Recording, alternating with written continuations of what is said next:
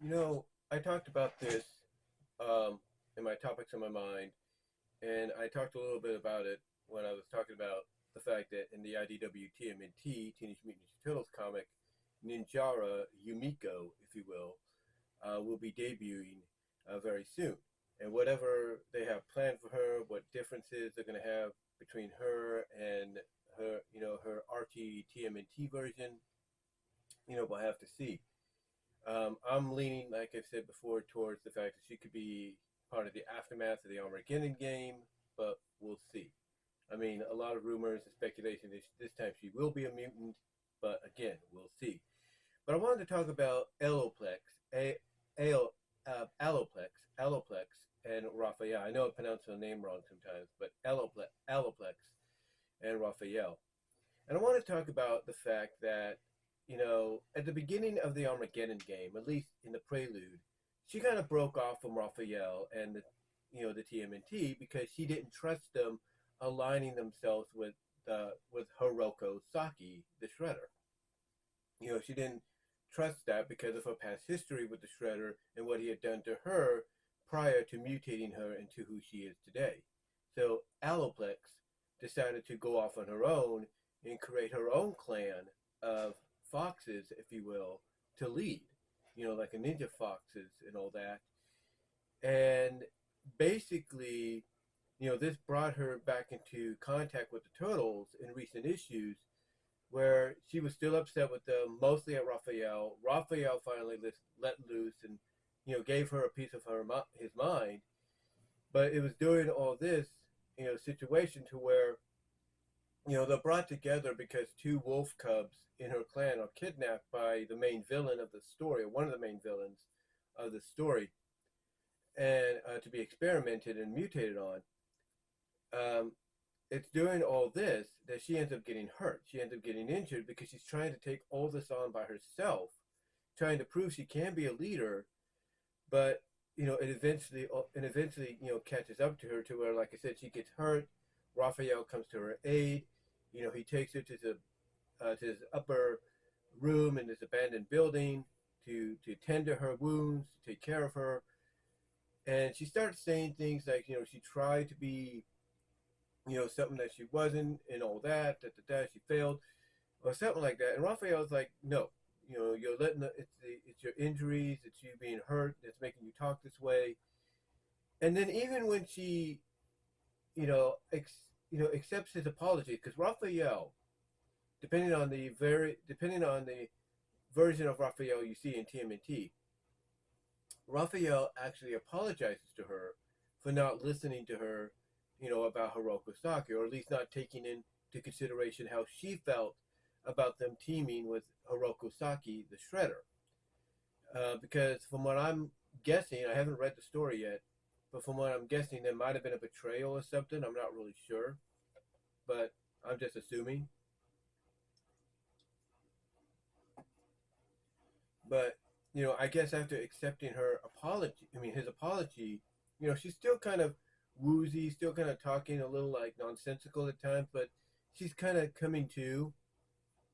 And it's like there's one part in one of the recent issues where she tells Raphael to go take care of the city. That's a priority. Save the city and save the Cubs or whatever, but mainly the city. And Raphael just stays with her and he says, "No, you are my priority." And basically, what this is hinting to me, and I talked about this in topics on my mind, as well as in the in a video I did before, talking about, or the video I did before, I should say, talking about Ninjara's upcoming debut in IDW. You know, I talked about the fact that it seems like they're bringing these two back together, and for any fans that were reading the preludes to Armageddon game and Armageddon game all the way through, I think they pretty much knew this was going to happen. I think they pretty much knew that this is just one of those big blow ups, these big breakups that comics like to do because the story needs some kind of drama, some kind of dissension, divide, if you will. I think a lot of fans knew that this was just a temporary deal for as long as it was going to be before hinting at the fact that they may get back together. And it looks like that's the direction they're heading in. Like, they are going to put them back together. She might rejoin the team, later on. but I think, as I mentioned in my video where I talked about Ninjara showing up, I think what's going to happen is, not only would, not only would Aloplex, Aloplex rejoin, but I think what's going to happen is Raphael is going to be very insistent, and he might get support, might get some backup, in this, that from now on, whatever decisions they make as a team, Aloplex will be involved with that decision making because she is part of the team. If she's not involved in the decision making, then he doesn't want to have nothing to do with it. I'm not saying that's what they're going to do. I'm not saying that's what they're going to do, but the way it looks like right now, they might be building towards that. They might be building towards that. So, it's nice to see these two getting back together, or at least hinting at it. And I like the fact that from a character development standpoint, you have Raphael apologizing for not listening, for not considering how Aloplex would feel about this. I like how, even though it's kind of like the wounds and her injuries making her talk this way, but she is coming to, I like how Aloplex is even admitting that basically she let her pride get the best of her.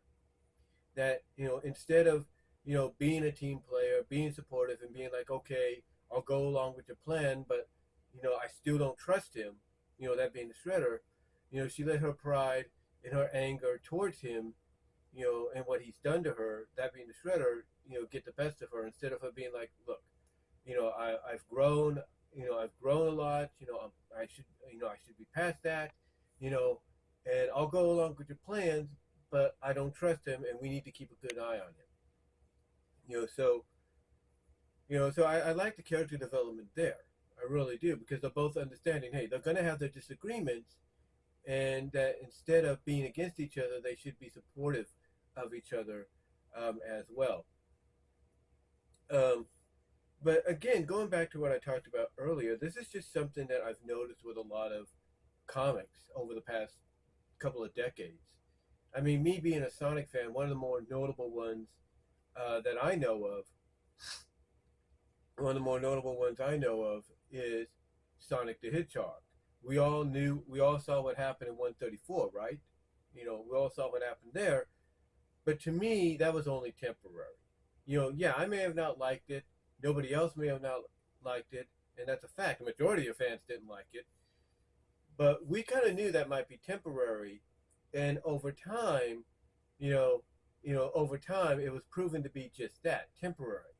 Yeah, it took several writers to kind of get these two back together, that being Sonic and Sally, but we knew as fans it was just temporary, and that the only reason it was being depicted that way from a writing and, unfortunately, artistic standpoint was because the story called for it. The story called for it. And yeah, there are speculations, there are, theories that Cole Bowlers at the time, wanted to break them up because he wanted to do Sonic and Mina or Sonic and Amy. He wanted to do that, and obviously that didn't work. And Ken Penders had to take the first step with you, like the guy or not, to try to repair that relationship, if you will. I mean, the one thing that Ken obviously agreed with Cole in doing was giving Sonic a love interest outside of Sally and Fiona Fox, which to a lot of fans didn't make sense.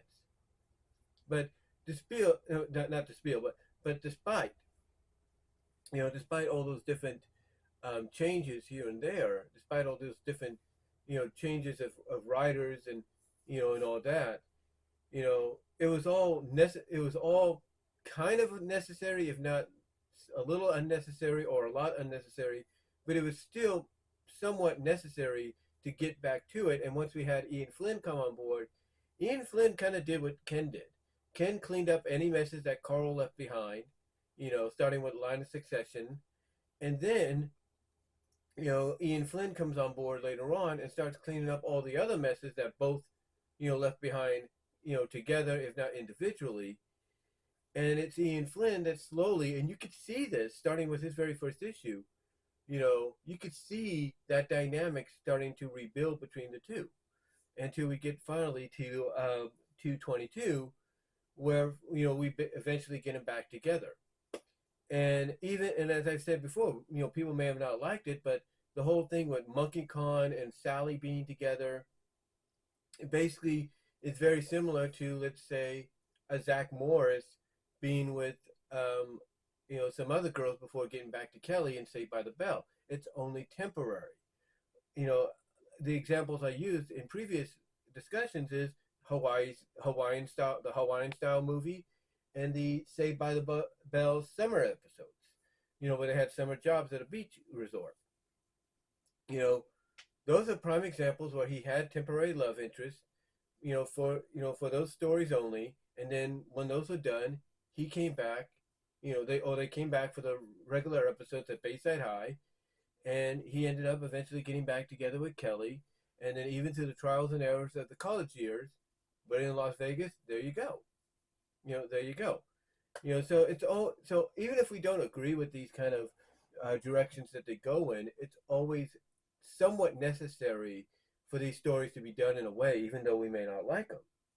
Like I said, comparing the Zach Morris thing to the Iron Dominion deal, Sally being with Monkey Khan and all that, that was just basically like a Zach Morris situation with Sally in the role of Zach Morris. As crazy as that sounds. Because what Monkey Khan, all he was, whether anybody wants to agree to it or not, was the vehicle necessary for Sally to have to get back to Sonic, to realize, hey, her heart still, fawns for Sonic, or still beats for Sonic. And in the issues that followed the Iron Dominion arc, we started to see that, relationships start to build back up again between the two. We started to see a little moments here and there, even at the end of the epilogue issue of Iron Dominion, and then, like I said, going forward, afterwards, building up to 222, and then the rest is history, pretty much. The rest is history. And even though it was brief, unfortunately, the reason fans were more accepting of it is because Ian Flynn, whether you like what he's done currently and recently in the past few years with the IDW book, or even what he's done somewhat in the Archie book when he was part of that, Ian Flynn took the necessary steps to basically rebuild that relationship, brick by brick by brick, until, basically he had a solid build for it to happen, if not temporarily. And that's why fans, even though it was temporarily, and I know I say that a lot, are more accepting of that reuniting of the two as a couple, because it was done correctly. They basically went through a lot of steps and trials to make it happen. And when I compare that to, Raphael and, Aloplex's relationship, especially with what happened prior, in the preludes of Armageddon game and, that, what I see there is basically something similar. Especially when you get to the moment where both are apologizing to each other, both are realizing that, they should have been there for the other. That is character development done right, because it's like, you knew, the way this couple was established in IDW, that even if they broke up for the sake of the story, they were going to end up back together somehow. And that's what we're seeing, because, we saw the necessary steps being taken, and now we're seeing the final, piece being put back together into this relationship to help it thrive even stronger down the line. But that's just my take on how I see the Aloplex and Raphael relationship being rebuilt in the comics, or has been rebuilt, or getting there in the comics. But let me know what your thoughts are, and I'll talk to you later.